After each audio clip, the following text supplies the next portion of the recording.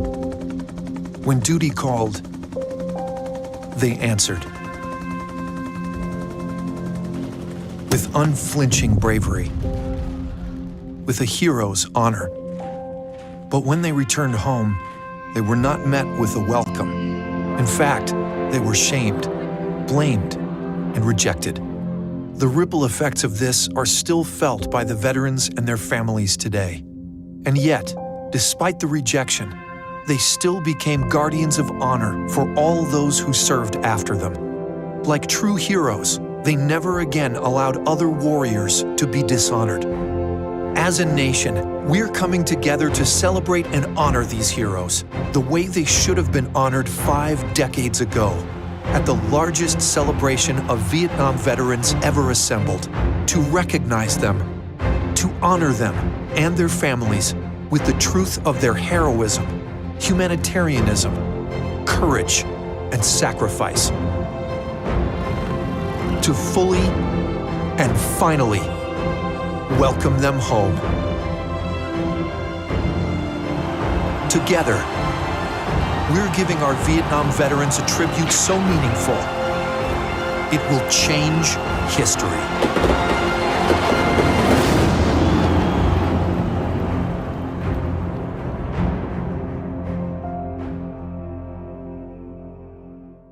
Hi, I'm Victor Boutros, CEO of the Human Trafficking Institute.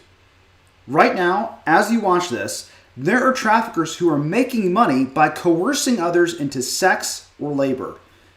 It does not have to be this way. At HTI, we have a solution for stopping trafficking at its source, the trafficker. We work directly with police and prosecutors in our partner countries to help them stop traffickers and protect victims. Every trafficker stopped sends a message to other traffickers that their crime just isn't worth the risk. Already this year, we've seen 506 victims protected and 355 traffickers arrested. That's more traffickers stopped than in the 10 years before our program started. Last month, we had our first ever life sentence of a child trafficker. The victims in that case are now safe, and that trafficker will never harm another child again. Our partner countries are stopping traffickers and protecting victims like never before, and we're just getting started. Learn more about our work by going to traffickinginstitute.org using the link in your description. Join us in the fight against traffickers, and together we can bring tangible hope to victims today. Thank you.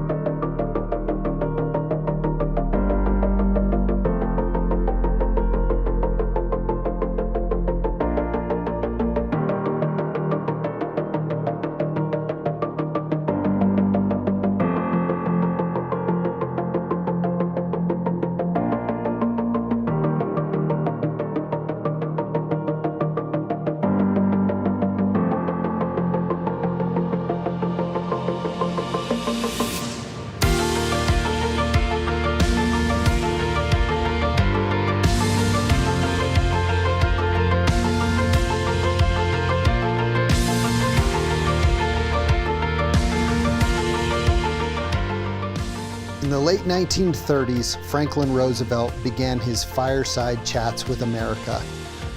With the country in crisis, President Roosevelt spoke directly to the American people. Radio waves drifted into living rooms around the country, and families crowded around the radio to hear the words of strength and hope and unite the nation. In 2021, the New Canaan Society begins our series, Fireside Chats, with the hope of bringing wisdom, light, and hope to a country that's also in crisis.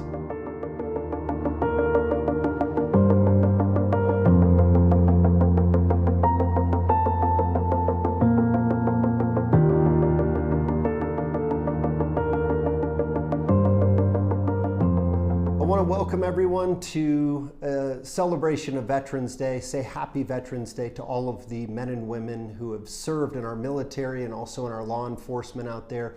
Just an opportunity for us to say thank you and appreciate you and all that you've done for this country, especially things that make these kind of things possible.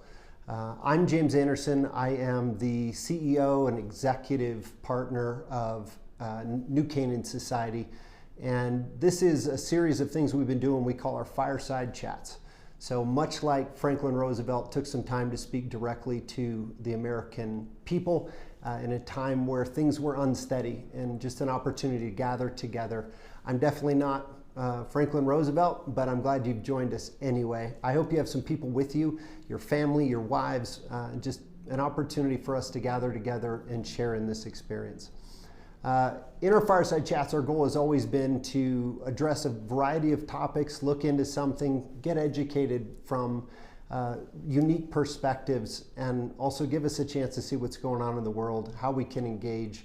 And in a world where all of the headlines, all of the news is telling us how bad things are, we love the opportunity to highlight people who are doing good things and have a unique perspective, especially one that's full of hope and the kind of values that we hold as disciples of Jesus and as he's always the provider and giver of hope.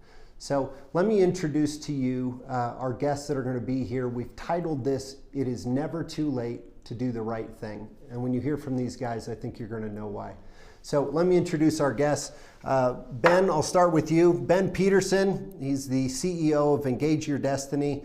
And really this event that we're looking at tonight is really going to be your vision and kind of how we got there. The Heroes Honor Festival coming up in May 2022. Ben, thanks so much for being with us. Yeah, James, thanks for having me on, buddy. Really appreciate it. And also joining us here from official press conference booth, it looks like, we have Frank Kelleher. Frank is the president of Daytona International Speedway, a key partner to what Ben is doing. And in your role there, you also are part of NASCAR down at Talladega and also Homestead. So you've got some credibility in the NASCAR world. Frank, thank you for being with us. James, it's great to be here. Great to meet you. And Ben, good to see you again, my friend. Absolutely, man. We'll talk about the sports and the team later. Okay. Yeah, Frank, I have to say it makes me feel like Ben and I need to up our game in the branding, because you've got, like, you look like you're doing a press conference. We should be saying to you, hey, coach, first half went rough for the team. Tell us about what you said to them at halftime. But man, nice work on the branding. That's good work. We need to up our game here. Those halftime motivational speeches are definitely confidential, but no, I appreciate the compliment here. When Ben asked me to be a part of this, he's an important person to me, and this program is very important to Daytona, so I knew I had to bring the A game. Yes, well, you did. You get a gold star from us. It's really unique. Like, Ben, you were telling me about your friendship with Frank and how that started and just what a great supporter he has been. So I love that this has started out of friendship and a shared vision. Ben, you and I have a very random place of meeting that I was with a group of guys down in Phoenix last year. And one of them said, hey, can I invite this guy to dinner? And we said, absolutely. And we showed up. It turned out you knew two of the guys and no one knew that they each knew you. And we had a marvelous dinner. But what a wonderful way for you and I to divinely run into each other and get to know each other. I'm sure you were impressed. Awesome. I'm sure it was one of the best dinners you've ever had. So anyway, thanks for saying that. Changed my life every time. Life-changing encounters. Yes, thank you. I paid you to say that. Ben, let's start with you. It's a lot about what I heard at dinner that night, which really stuck with me. But tell us a little bit about your story to start with, and then that's going to lead into why this vision you have is so important. But share with my other friends here how you got here. Like, what is your story and history, and just some of the things that I heard that night over dinner. Yeah, it's humbling, and it's a blessing to talk about your experience. And sometimes you look back on it and you wonder, is this actually real because of the things that God can do in your life, right?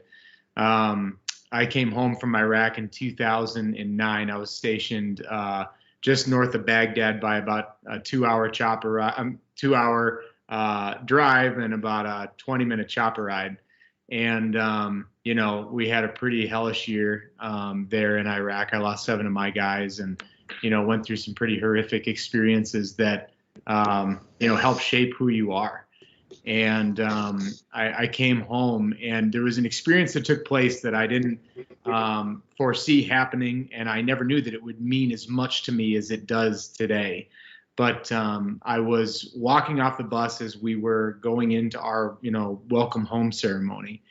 And this was a time where a group of individuals started protesting the funerals of Iraq veteran soldiers. So families were gathering to mourn the death of their son, and protesters were showing up, with signs and yelling all these things. It happened over 100 times, and really there was this grassroots movement that sprung up all over the country where Vietnam veterans said, never again are we going to allow what happened to us happen to our sons and the sons of Iraq and Afghanistan.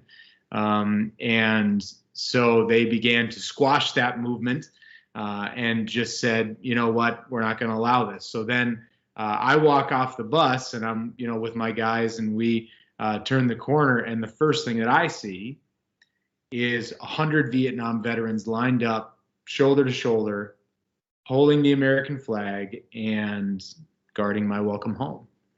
And we all just kind of stood there like, is this real? And to us, we know the history, and we know how Vietnam veterans were shamed, they were despised, they were rejected. It was a shameful thing to have served your nation in combat in the 60s, 70s, and 80s. And we saw that, and it just struck us. And then, our sergeant had to be like, all right, guys, we got to go. And so we started, walking through all these Vietnam vets, and then found our families, and it was time to begin the process of coming home. So fast forward about 7 or 8 years, I had started Engage Your Destiny as really a ministry to reach military veterans and their families, and how can we engage with them so we can lead them into their destiny. And their destiny can look like, man, we're going to help you engage your faith. We're going to get you a one-on-one, mentor, so you can start processing what it's like to grow in your faith. We can get you into projects or programs, or, anything that can help you with your PTSD, help you know Jesus. Like, any one of these avenues is how we have engaged with the community for them to find their destiny. And it was probably about 6 months into it, I was taking care of my dad, who was passing away of cancer at the time. And he was at a treatment, and I'd come home, and I'm walking through the living room. And James, there's no other way to say it, man, but I had an encounter with Jesus, and I saw this picture open before me, and I saw this massive stadium just filled with tens of thousands of Vietnam veterans. And I don't know how I knew they were Vietnam vets, but I knew it. And then the vision just zoomed in on this one Vietnam vet, and man, tears were just streaming down his face. He was healing, and he was actually being welcomed home. And I felt God's presence, and then I went and I sat down, and just this calling came on me to build a movement to give these incredible heroes the most incredible patriotic welcome home you could imagine. And again, that was about 5 years ago. And so that is what has culminated now into the Heroes Honor Festival at the Daytona International Speedway. And that's how Frank and I began, building a relationship, as he came to one of our dinners that we were doing for investors in Florida. And that's how we kind of started building this relationship of how are we going to take on this vision. And that's what we're working towards. Yeah, going back to the funeral parts, like I saw a lot of that, and many of those people were protesting, and they were also holding signs with God's name, Jesus' name, Bible verses on it. It was pretty hard for me to watch, even though I was not there, trying to mourn a friend or celebrate the life of someone that I had served with. That was very hard for me to understand, and it seemed like they were protesting a thing, but they were doing it to a person, and I can't imagine how hard that would be. So you were experiencing that, and then here were these Vietnam vets that were giving you what they did not receive. And Yes. Tell me about just what that did to you and some of your other guys in your team. Well, it's such a sacred thing, because in the military we have so many traditions and ceremonies and things that we pass on. And I was just at an event for 5th Special Forces Group, and they had these special like canoe paddles that were part of the original boats that they used to use to go in and to strike. And it's just part of our tradition to have these little things that we do that just commemorate the past, that commemorate where we've come from. And it's so vital with our tradition that we never forget. And that's been an anthem and a battle cry for the military and for our nation. Even with 9/11, man, have we forgotten, the day that, as Daryl Worley saying, the day that the sky was raining fire and people were dying because of terrorism. And we can't forget where we've come from. And if we forget where we've come from, we're not going to know where we're going. And so for us to see that and to know that there's men standing there who were spit on, there's men standing there who were screamed at that they were baby killers. There's men standing there that when they got off the plane, some of them walked into a bathroom and stripped off their uniform, threw it in the trash, and never looked back. That level of shame took place in those men's hearts, their minds, their souls, and their bodies. And now they are standing there, never again allowing it to happen. So for many of us, it was one of those moments where you would just thank God you got to be there to taste it and to touch it. That is hard to hear, man. It really is. As an American, it's hard to hear. It's hard for me to envision that. Let's talk before we go to Frank. You shared with me a bit at dinner about what kind of the shards and broken angles of Ben that came home. I don't know how much of that you're comfortable sharing, but your time had that made a big impact on you, and you came home missing some parts of you that you left in Iraq and that you really had to get ironed out. So I don't know how much you're comfortable sharing that, but it's impactful. Yeah, man, it's real, War is an awful thing. You grow up as a kid wanting to be a hero and to kill bad guys and do all those things. Then after 9/11, there was this warrior spirit that came into a lot of young men and women in this nation. And then you go and you see some of the things that I saw and that others saw, and it's very different. There was a school that had been blown up by a suicide bomber during our time there, and a lot of children were killed, a lot more were injured, and they brought those kids onto our base hospital because the local town couldn't handle that a mass casualty of that level. And I was a chaplain's assistant in the military, so I basically was the bodyguard for the chaplain, and because chaplains don't carry guns. And then, I was his ministry assistant from when we were doing ministry and moving around. And we had to go to the hospital to cover down so that we had a spiritual presence for those that were there. And, I saw a lot of those kids after they'd come in, and nothing prepares you for that. And then when I came home, you first of all, with post-traumatic stress, you feel like you just can't calm down. And so you just want to keep going 1,000 miles an hour, because your battle rhythm while you're in country is 1,000 miles an hour, 7 days a week, never stopping. And you don't know how to dial that down or turn that off. I like to tell people this is the calmest you will ever see me as a human being. And I think that freaks a lot of them out because it's still pretty intense. But you come home and you're crazy intense. And then I began having nightmares and tremors and waking up, and having dreams that I was just doing unspeakable things that I don't want to comment on in my dreams. I was a monster, and I would wake up and you're riddled with shame and embarrassment, and fear and anger and all those things. And I just sought refuge in alcohol. I kept going to church, kept going to Bible study, but my life was really, really falling apart.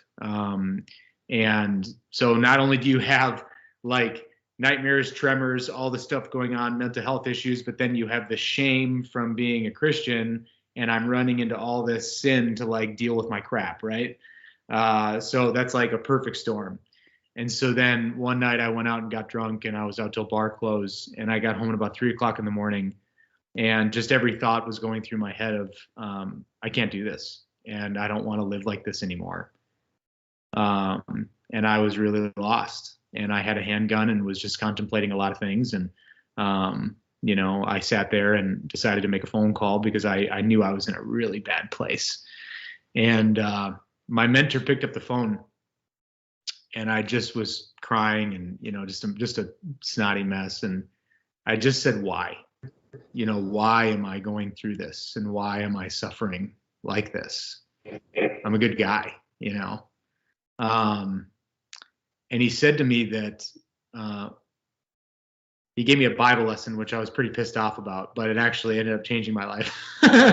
But he started talking about the disciples, the guys that followed Jesus around for 3 years. And he talked about how the disciples had this idea that Jesus was going to be just this baller status, power, overthrow the Roman ruler, oppressive government. And they were the boys, and they were on the inside, and they were set up to like crush it. And, they were in, right? But then Jesus, like a coward, goes and dies on the cross, gets beaten to death, and then just dies, and then, is gone. And that they didn't get it. And in that experience and in that moment, they were broken, they were lost, they were confused, they didn't understand why they were going through what they were going through. But beneath all of that pain and all of that suffering was the greatest victory that the world had ever known, and that's Jesus dying for us. But the disciples couldn't see that. They were clouded by all that pain and all that emotion and all that confusion. And Scott said to me at 3:00 in the morning, that's where you are. You're in that pain and that confusion and not understanding why, but there's a Jesus victory underneath this. And you're going to have a resurrection day where you're going to know why you went through what you went through. You have to have faith. And I have to tell you that, and this is a word for somebody, it did not get any easier, but I had more hope in my heart. And I think that is something we need to hear in these days, that I don't know that I can't say that things are going to get easier, but the hope in our heart, it has to increase because of our faith. And I can say that over the months and the years, things got better, and, there were flashbacks and many hard things to work through, and still are. I was just at a PTSD training camp for my issues about a month ago. And so it's a journey, man. It's not a one size fits all. You take this pill and everything's going to be fine. But when you have hope, and that hope is not of this world, dude, you can do anything, and you can see anything come to be. And so with Engage Your Destiny, we've seen thousands of soldiers and veterans get plugged into care, find hope and healing, give their lives to Jesus. We've just seen so many beautiful things take place out of the pain and the brokenness of God, of my life and the life of my team, and God working it together. And now, this movement for honoring our Vietnam veterans, we just want to honor them and welcome them home and connect them to any resource we can, so that they can find healing. If you heal the man, you heal the family, and we're going to see a movement of healing across this nation. Ben, we're, a couple thousand miles away, and here we are, doing this digitally. But when you talk about it, I can still see the emotion in your eyes.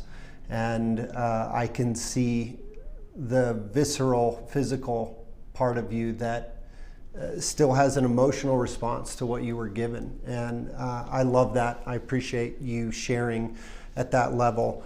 I was just with some people this last weekend, and one of the most profound things I took away is that we'll never be able to understand Jesus until we address the pain, the trauma, the shame, the regret, all those things that block our ability. And that if you give someone a Bible verse that, God works all things for good for those who love him, and God won't give you more than you can handle, those things will never find a way to be true until we address the real pain, hurt, shame, the things that are really physical.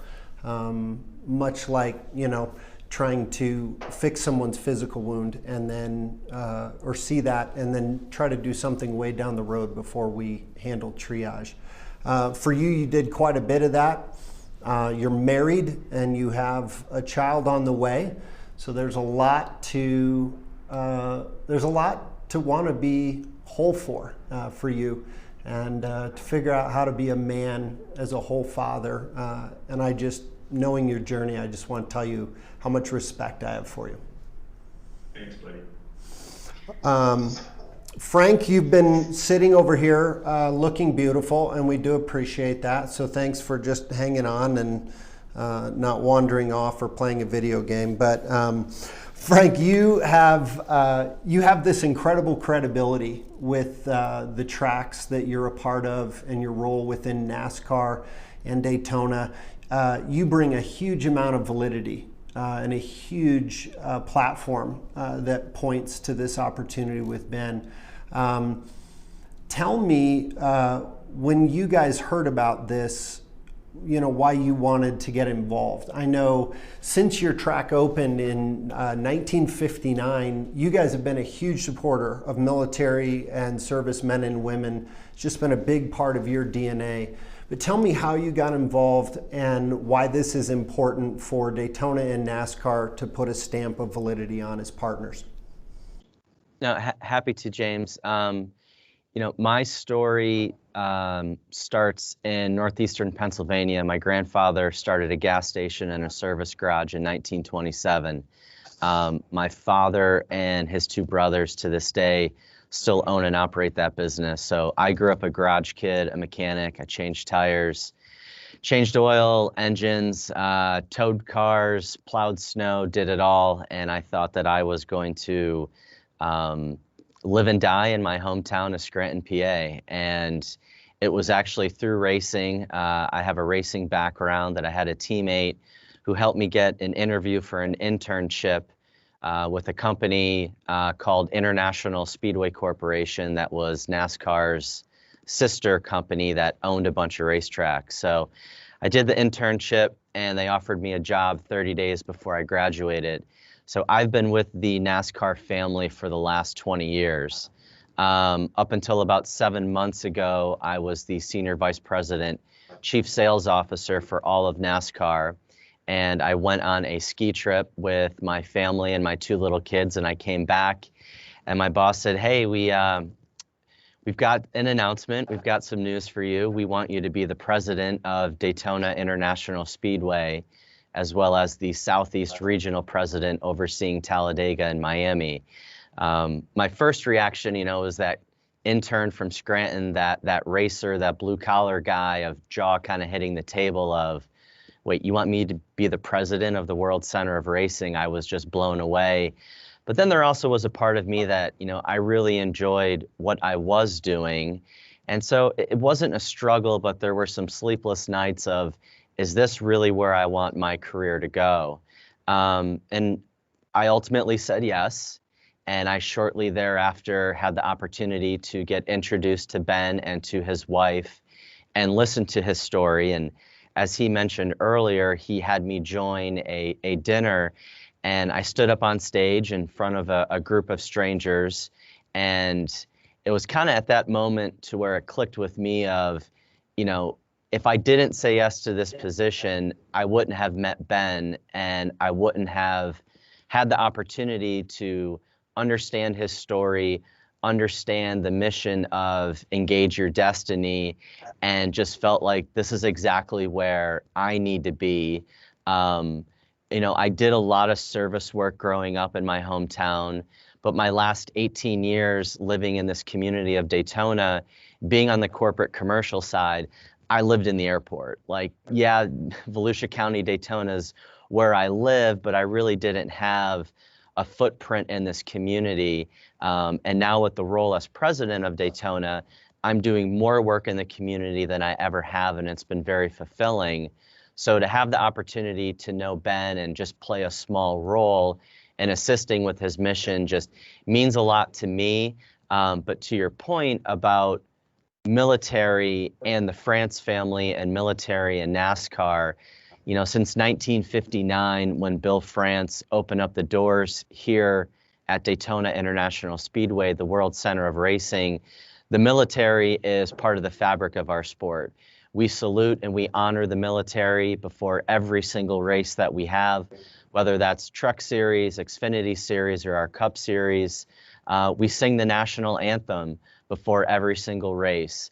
We have ministry for our drivers and their family before every single race.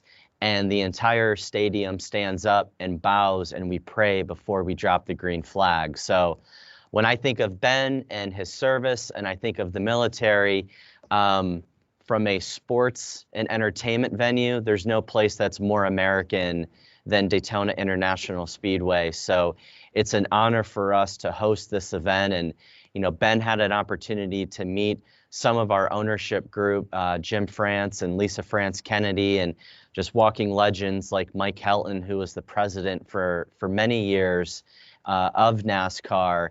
And I know he really struck a chord with them as well. So this is a big family business that I work for and I represent.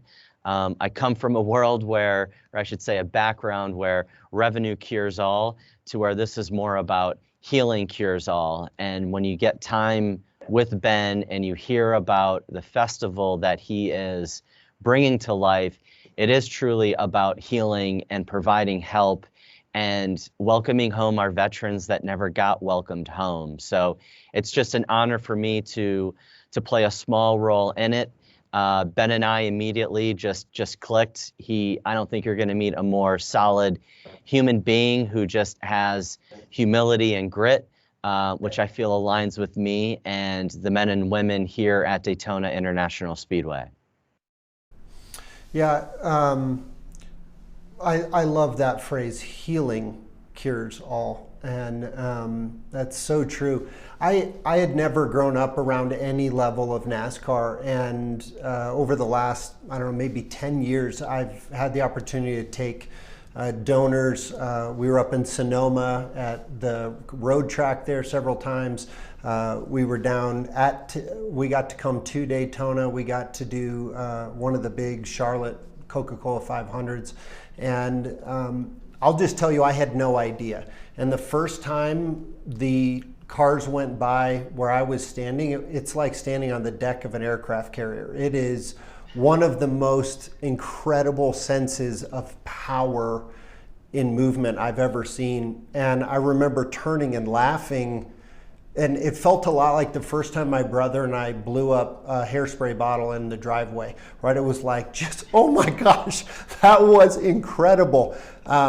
It's really amazing. And one of the things I came to see is that you guys have such a tie to heartland, home values of America, and it's neat to hear just how that's been supported. So when you brought this to your team and said, hey, we're going to do this, we're the Super Bowl of NASCAR racing, and we're going to bring this here. Tell me about the reaction within your team and the people that were going to be needed to gather around. I think everyone out of the gate just knew that it was a no-brainer. I mean, if we're going to host an event at Daytona, it needs to be world-class. It needs to be the biggest and the best of whatever category that it lands in. And when you hear about Ben, you hear his story, you hear the mission, from that standpoint, it makes so much sense. you mentioning that you had visited Charlotte Motor Speedway and the Coca-Cola 600, which is on Memorial Day, you yourself got a small taste of that. Event is 100% all about honoring the military. And when you go through our list of our corporate partners of Toyota to Sunoco to Chevy to Ford, Axalta, they all have something very military focused throughout their NASCAR partnership. So we knew it was going to be a no-brainer conversation when we're sharing with our biggest and best partners that we're aligning a strategic partnership with Ben and Engage Your Destiny to honor our Vietnam vets, that it wasn't going to be something we would have to sell them on. It would be, please tell me more. Help me understand what you're doing, because even our partners giving back to the military, that's just part of their fabric of their relationship with us here at NASCAR and Daytona. Wow, what an incredible encouragement that is. Just that as you were sharing with the people you do business with, they were also tied into your values and the heart of what you guys have done through a family of ownership. So that's very, very cool.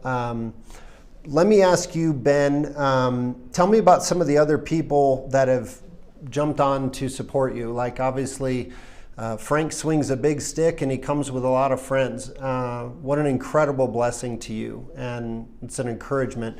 Tell me about some of the other folks that have jumped on to help you as you're planning and working towards this. Who else has said, yeah, man, I want in? Yeah, it's been amazing from a support perspective, as this event is going to fulfill a vision that God gave us, but also, most importantly, when you wreck someone's life in a good way, you need to be there and have support there that's going to be there for them through the journey. And so we've had over 30 organizations that are healing organizations that do some of the most incredible work behind the scenes around this nation to heal vets that you can imagine. And every one of them have said, yes, we're all in. So we have several thousand volunteers already that have gotten behind us and basically are going to be a part of the follow-up, so that every veteran who comes to our event will get a one-on-one follow-up from another veteran of, hey, how you doing? Where are you at? Asking a lot of questions and making sure that we're reaching our vets. And, the biggest issue that we have in this nation, James, right now is, veteran suicide just keeps getting worse and worse. 2 years ago, it was 22 a day. Now they're estimating veteran suicides are over 30 a day. And, we have over 45,000 nonprofits in this nation that exist to heal veterans, yet the numbers just keep getting worse. And so that's where I say every day, all day, we don't have a program issue. We have an outreach issue. We have to go and meet these veterans and the guardians of freedom where they're at and outreach to them so we can get them into amazing programs. So that's been an amazing journey of people saying yes. And then, of course, in the veteran community, the American Legion, the VFW, the Patriot Guard Riders, the Rolling Thunder, probably the four biggest names in the veteran community and in the biker community have said yes, we're all in. And then we've been having several conversations with a lot of the founding partners at Daytona, and we're just kind of working through the details on what it could look like to partner together. So that we're just seeing such a resounding support for this. And it just continues to grow. So we're extremely grateful and blessed and thankful to be at this point. Yeah, wow. If you think about it, some of these men and women who've come home from Vietnam, they've waited 40 or 50 years living in that cloud. And here they are at the end of their life, maybe finally getting the thank you.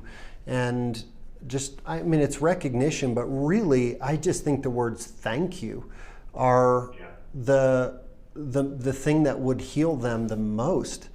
And you talk about suicides. I look at this statistic in men, just in general, and it's spiked to an unbelievable and a very disheartening level, where you see even across the country there was a suicide prevention hotline in California that saw a 4,000% spike in 1 year, or in 1 month. And so if you look at that, and then you add to it this shame, the broken parts, the PTSD that you've talked about personally, you talk about adding all of that, and it just seems like we're a freight train with these guys to run off a track. So I really love what you're doing. Ben, you know the word mission. You know it well, and this has become a mission for you post-military. And when you were in the military, you said something to me, we were talking that there is no I, there's a we, because I becomes we when you become part of a team in combat. Tell me about just learning from the missions you've had and the ways you've worked with a team. How are you looking to foster the shift from I to we in this event? Yeah, that's a phenomenal question. One of the things that's so important is the ability in the military for the Air Force, the Navy, the Army, and yes, even the Marines. We'll let them in this for us all to work together. And I mean, I even remember when we were flying, on a night mission, and we had an issue with our helicopter, and we had to land out in the middle of nowhere. And it was actually another branch that came and picked us up as we were out there and we were stranded. And it would have been only a matter of time until we would have had some bad guys, come and take advantage of that. And so, we got picked up and got where we needed to go. And, that was the end of that. But you learn that not only is it not just about me and the guys and the gals that are around me, to take good care of them, and they're also going to take good care of me, but also to work with multiple entities and organizations so that we can accomplish the mission, so that we can, fight the fight and win the war. And so then, you look forward into our mission and what God's calling us to do. And for a long time, James, missions like this have been centered around a personality. This is not the Ben Peterson show. I am not the main speaker. That is not how all this is going down. And I believe that God is raising up a nameless and faceless generation that is going to do his work, and that it's not going to be about big personalities anymore. I think that time is over. It's about a vision and a mission and how we can accomplish things together. And so that's why this is the Heroes Honor Festival. And we've already had conversations of the success of this and how we could take this across the nation. And that's our vision, is for a movement of healing across this nation. Our nation needs hope. Our nation needs good to come into it that isn't political, that is going to inspire people to rally behind something that is noble and that is brave and has courage and has all the elements of what Jesus lived. I believe that our country is starving for that. And in all fairness, it's very much in our hearts that when we finish with Vietnam, we're going to go get Iraq and Afghanistan. And so we're just going to keep riding this until God says we're finished. But we have a lot of work to do, and we have a lot of veterans that need help, and we're not going to stop until we see a world without veteran suicide. When we were talking beforehand, you and I were chatting, and I wrote down one of these notes that it seemed like one of the goals was for every man who leaves there to feel like it was their birthday, and that they were celebrated and just really honored, like, hey man, it was my birthday, me and 100,000 of my closest friends. It's such a cool vision that you've shared with me. So Ben, Veterans Day was, I believe, celebrated this last Monday on November 8th. But today, November 11th, is officially the government calendar Veterans Day. And tell me why that was important, that was recognized. And also, you told me something I didn't know, that Veterans Day is always 11/11. And tell us why that is and why it was important. Well, first of all, it's important that we don't forget where we've come from and from history, and that if we're changing dates just to change dates because it works out for whoever's calendar or whoever's schedule, how everything works, that's wrong. We need to stay with the traditions of our nation so we don't forget where we've come from. 11/11/11 is the time and the hour and the date that World War I ended. And it was the armistice where there was the ceasefire and everything was finished for World War I, and that began the tradition in our nation of Veterans Day to honor our veterans on the 11th hour of the 11th day of the 11th month. And so that is tradition that we need to hang on to and hold sacred and never let go of. Yeah. Ben, this is an event for the whole family. This is an event for everybody who served in our military, law enforcement, really a celebration of service. But you've really targeted the Vietnam vets to just make sure that we honor them and say thank you in what might be one of our last chances as these men and veterans are getting up in age. Tell us about some of the things that are going to be happening at the event, and just why should people put this on their calendar and look forward to it? Yeah, well, there's some I can't say and some I can. You can say all of it here, Ben. We're good with secrets, and these are the kind of people we like the VIP treatment. So you give us all the secrets, all right? All right. So we're going to be having a full-blown parade throughout the entire city of Daytona. Daytona, the city, is connected to so many Vietnam veterans, and they've just loved this. So we're going to be having Navy SEALs parachuting in. We're going to be having several different concerts. We have already A-list artists that are secured that we're going to be announcing in December.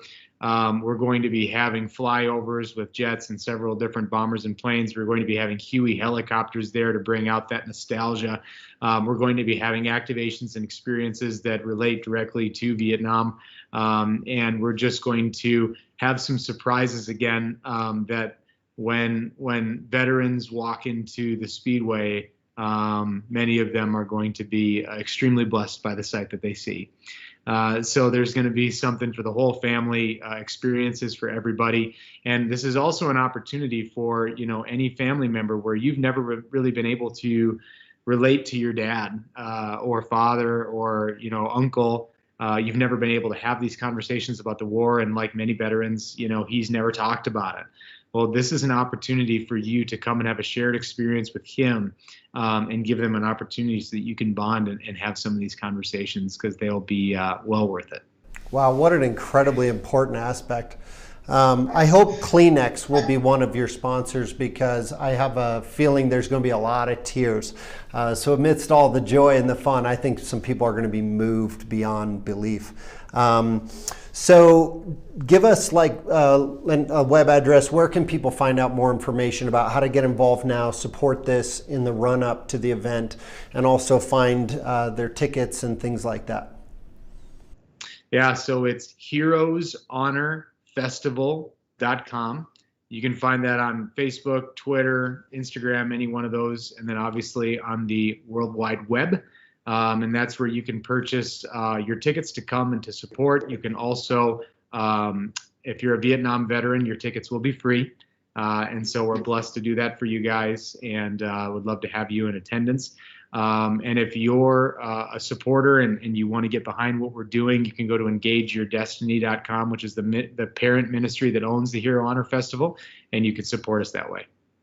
Yeah, I highly recommend that. I knew about the festival from what we talked about, but what's happening every day and the availability to these people through Engage Your Destiny, their support groups, the Bible studies, the ministry, very practically and tangibly you're doing is really cool. So I do encourage everyone to go check that out. Frank, as we close here, so the event's going to be in May in Daytona. I assume, based on your tan, that we can almost guarantee that most everyone's going to have a chance to come home looking like a golden god. Is there any guarantee you can give to that, or maybe Chamber of Commerce ideas? If I could guarantee it, I would, but the weather in Florida, you just never know. But there's a good probability that we're going to have some awesome weather down here and some good sunshine. So like Ben said, come support and you won't be disappointed here in Daytona Beach, Florida. Yeah, well, the weather is obviously in our favor. God delivers that. Your mother or father delivered your dimples, made you such a handsome dude. So anyway, I just want to celebrate you and just say thank you for being part of Ben's we that turned him from an I into a we. Thank you for locking arms with him, just extending the history and the values of the ownership of NASCAR and of the Daytona Speedway. And just thank you from all of us to you for throwing your weight behind this, because I think it matters. Appreciate you sharing that. It's an honor to know Ben and to have his back, and really look forward to everything that's on the horizon with him and his whole group, and happy to play a small role in it. Well, you certainly have done that, and I just really appreciate what you've done there. I will close this out here with just an amazing quote that I just read, which is, "It's what you do next that matters." That was actually on the wall at Mod Pizza, so maybe it's not profound, but it's certainly true and would be available to anyone. We have no partnership, make no money from, we don't even get a free lunch from Mod Pizza, but I thought that was pretty profound, especially as you guys are saying it's never too late to do the right thing. And I think that's true for all of us. Ben, I was talking to another mutual friend we have, Michael Battenberg from Back to Basics Outdoor Ministries and Adventures. And he said something that I think is so applicable to what you've brought on, really what you're attempting. This is audacious. And he said, God doesn't want to answer your prayers. He wants to blow your mind. And I think that's so true for what you're visioning, what Frank has jumped behind, what all of these people have surrounded. It's audacious in the scope of what you're trying to do. Have you seen God blow your mind already? Many, many times. Many, many times, man. That's awesome. Well, Frank, I'll just say that Ben says really nice things about you behind your back. And so we always need someone like that. And we appreciate your support, appreciate you taking some time to be here with us. And I hope that you reap the benefits of doing the right thing in supporting him, supporting America, supporting our military and some of the things that we've missed as a country. So I hope that God blesses the efforts and values that you guys have done. So thank you for being with us, Frank. Thanks for having me on. Means a lot. Ben, appreciate you, man. You're always a sweet guy to chat with. I love your heart, love your honesty, and you're a good man. And I think God will bless the fact that you've thrown yourself into this crazy vision, crazy mission, and there's not much agenda in it other than to just do the right thing, the one we've missed a long time ago. Thanks, buddy. Yeah. So for those of us at home, let me just say, part of what I love about this series is we get to hear from different people. I think you can see the incredible opportunity these guys are doing. But when I think about it's never too late to do the right thing, for each one of us, I think if you think about that phrase, what is the right thing that we haven't taken care of? So for us as America, we missed an opportunity in the 70s to say thank you. A very simple thing. Maybe there's some people in your life that you need to say thank you to. Maybe there's some people you need to go and make it right with and say, I'm sorry. Maybe there's some relationships that in your life are not whole or are broken or fractured. And I love even Ben's thought about the fact that some of the people who will come to this Heroes Honor Festival will find a way to relate to their dad, their grandpa, their uncle, their own story. And we believe that story is such an important part of a man's life, of anyone's life. but that when you understand where you come from, if you understand the soil of where you were grown, you will understand a lot about how you see Jesus, the way you relate to Jesus, and maybe even the things that block you from being able to accept the full, unconditional, scandalous love of Jesus and his forgiveness. So take that term. It's never too late to do the right thing. It's a great phrase. It's not a platitude. And I guess the question is, what's the thing for all of us to look at personally and think, what's the right thing I need to do that I haven't done yet? So I encourage you, I exhort you in the biblical sense to do that. Take a look. NCS is a great place to do that because better ideas are often found in community, and that's what we offer. So if you're interested in connecting with more NCS guys, interested in finding out more, you can find us at newcanansociety.org. We have 65 chapters around the country in 26 states, and our entire mission is to help us understand our stories, find freedom in those stories, grow in our relationship with Jesus, and to have intimate, vulnerable relationships with each other and with Jesus. And they're equally important, modeling the Great Commandment. So anyway, I want to thank you for being with us tonight. I hope you'll engage with what Ben's doing and what they're attempting to do here this next May. I also want to thank some of our partners who make this kind of stuff possible. So without a pitch, let me just say thank you to the Human Trafficking Institute, who has helped invest in us, invest in these programs and what we do. And I also want to thank Save the Storks, amazing pro-life organization here, and so thankful for them and their support. And also World Venture, an amazing mix of evangelism and business mentoring put together. So these are my terrific partners, and they help us bring you these things. So with that, I will say Happy Veterans Day, and thank you to all the men and women who have served us then and now, both in our military and in law enforcement. So maybe doing the right thing today is just saying thank you to someone and saying, man, I don't know if I've ever asked you your story, but I'd love to hear it. So a cup of coffee is a cheap date.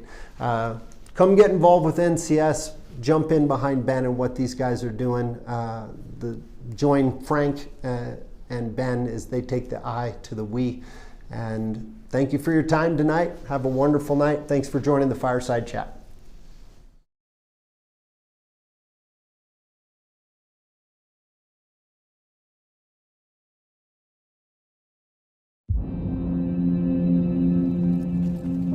Like generations before them,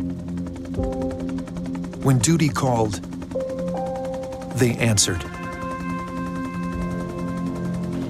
With unflinching bravery, with a hero's honor. But when they returned home, they were not met with a welcome. In fact, they were shamed, blamed, and rejected. The ripple effects of this are still felt by the veterans and their families today. And yet, despite the rejection, they still became guardians of honor for all those who served after them. Like true heroes, they never again allowed other warriors to be dishonored. As a nation, we're coming together to celebrate and honor these heroes the way they should have been honored 5 decades ago at the largest celebration of Vietnam veterans ever assembled, to recognize them, to honor them and their families with the truth of their heroism, humanitarianism, courage, and sacrifice. To fully and finally welcome them home. Together, we're giving our Vietnam veterans a tribute so meaningful, it will change history.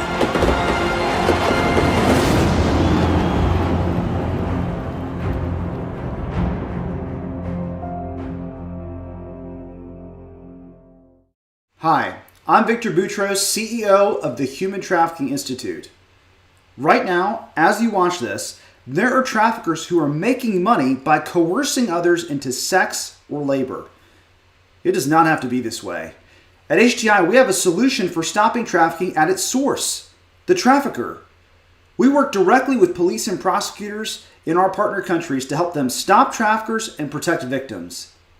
Every trafficker stopped sends a message to other traffickers that their crime just isn't worth the risk. Already this year, we've seen 506 victims protected and 355 traffickers arrested. That's more traffickers stopped than in the 10 years before our program started. Last month, we had our first ever life sentence of a child trafficker.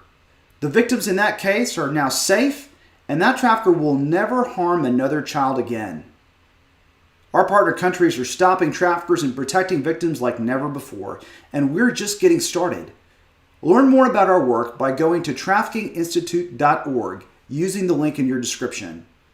Join us in the fight against traffickers, and together we can bring tangible hope to victims today.